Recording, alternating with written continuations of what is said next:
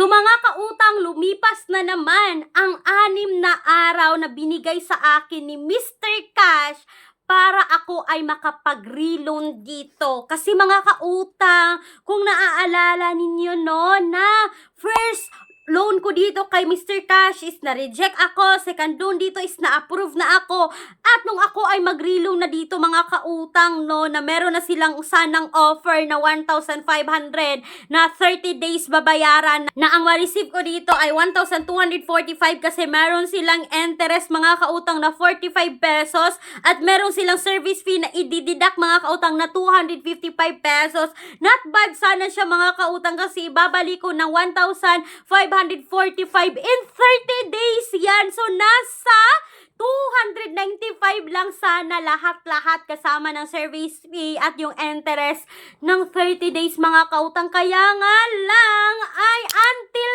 now mga kautang, kahit anong pilit ko sa loan application na to ay hindi pa rin ako nakapag-reloan kay Mr. Cash. Ano bang nangyari sa loan application na to? Bakit ayaw niya akong parilunin mga kautang no, na hindi naman ako late nagbayad kay Mr. Cash? At yun nga lang, hapon na ako nakapagbayad pero hindi pa rin yun late mga kautang kasi simpit siya pa rin yun sa due date ko. So yun nga mga kautang, hindi naman ako na-approve dito kay Mr. Cash, ay magbibigay na lang ako sa inyo ng mga alternatives. Loan up mga kautang, no? Itong mga loan up na babanggitin ko sa inyo ay hindi nyo na kailangan pang mag-install or mag-download nito sa Google Play Store mga kautang kasi pwede na kayong mag-apply direct website. At quick lang ito mga kautang, no? Kung familiar na kayo dito, direct na tayo mga kautang. Wala natin pa intro pa kasi alam naman natin yan na loan up pa rin yung pag-uusapan natin, di ba? Wala. So, diretso na tayo dito kay Finbro. So, mga kautang, kung naalala nyo si Finbro, ito po ay 30 days sa unang hiram mga kautang na nag-o-offer ng 2,000 agad sa unang hiram. Merong nakapag 1,000 dito, 1,500. Yun nga lang, 30 days. Okay si Finbro mga kautang, take note kapag kayo po ay merong payslip. Yes mga kautang, payslip lang naman yung hinihingi dito ng Finbro. Kung magkapag-upload kayo ng documents, other documents na hinahanap nila or proof of income mga kautang. Kasi ito si Finbro is meron po siyang borrower's advantage package na nagpapalaki ng inyong interest. At alam nyo ba mga kautang, ito borrower's advantage ni Finbro ay ito po ay 41% ng inyong loan amount. Yan po yung madadagdag. Pero kapag meron kayong payslip dito mga kautang, is 15% ang tubo ni Finbro sa loob po yan ng 30 days mga kautang. At hindi mo na kailangan pang mag-install dito kasi nga apply kayo direct website kay Finbro. Ang daming na-approve dito mga kautang at ang bilis talagang makapag-reloan ni Finbro basta meron kayong payslip. At kahit walang payslip ay nag-try dito mga kautang. Pero yun nga no, yun po yung hindi nakaganda kasi madadagdag yung 41% dito na tubo. At ito pa mga kautang, proceed tayo dito kay Cash Express. Itong si Cash Express mga kautang is apply direct website din ito na 0% interest at meron pong 1% interest. May dalawang option kapag kayo ay first loaner dito. Mga kautang, kapag 7 days yung pipiliin nyo dito, kapag kayo ay first time loaner, ito po ay 0% interest sa unang hiram at walang loan deduction. Buo mong makukuha yung loan mo dito kay Cash Express. At kung 14 days naman mga kautang, no, meron siyang 1% per day, na total is 14% din yung interest sa loob po yan ng 14 days mga kautang pero walang loan deduction si Cash Express. Ang nakaganda lang sa loan application na to, no, tulad ng sabi ko, ay ang bilis niyang nag-approve mga kautang. Ako dito sobrang bilis nag-approve ng loan application na ito. At hindi lang yan, hindi nyo na kailangan pa i-access yung mga contact list natin kasi nga apply tayo direct website dito. At hindi lang yan mga kautang, kagaya lamang ni Manikat, ni Digido. Itong mga nabanggit ko si Manikat at si Digido mga kautang, ito ay 0% interest din sa unang hiram pero 7 days lang. Yes mga kautang, 7 days lang itong loan application na to. At yung amount na dito na ma-receive nyo, katagaya naman kay Manikat is nasa 500 to 600 yung first first time borrow mo dito. Pero itong si Manikat mga kautang, no, kapag kayo ay good payer dito, third loan nyo dito mga kautang, ma-offeran agad kayo ng 12,000, 15,000. Meron nga ako nakausap mga kautang na 20,000 yung offer sa third loan dito. Pero mga kautang, medyo malaki talaga ang interest dito kay Manikat.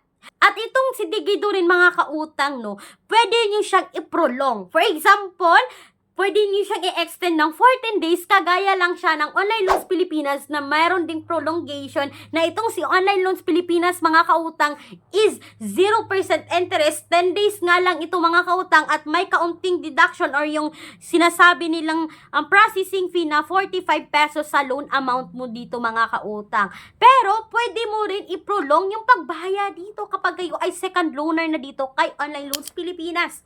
So itong mga nabanggit ko mga kautang, itong mga loan application na nabanggit ko ay hindi to sponsored mga kautang, no? Hindi ako agent ng loan application ng mga nabanggit ko. Ito lamang ay mga idea kasi nga mga kautang, tulad ng sabi ko, kapag kayo ay hindi na-approve sa isang loan app, is pwede naman kayong umutang kung kailangan nyo talaga ng pera. Hindi yung umutang ka lang para may pambili ka ng online shopping mo dyan, pambayad ng ano mo. Wag ganun mga kautang. Dapat umutang tayo ayon sa ano talaga yung kailangan natin. Hindi yung umutang tayo para may pambili ng luho natin. Pambili kasi nag-sale si ano, may sale doon, wala akong pera. Wag ganyan mga kautang kasi lulubog kayo sa utang yan. Siguro, masasabi kong okay pa umutang kapag wala na talaga kayong pambili ng bigas, pambaon sa students, yung mga ganyan, kapag layo pa yung sweldo, kapag malayo pa yung sweldo. Pero umutang kayo para lang may pambili ng shopping, naku, wag mga kautang.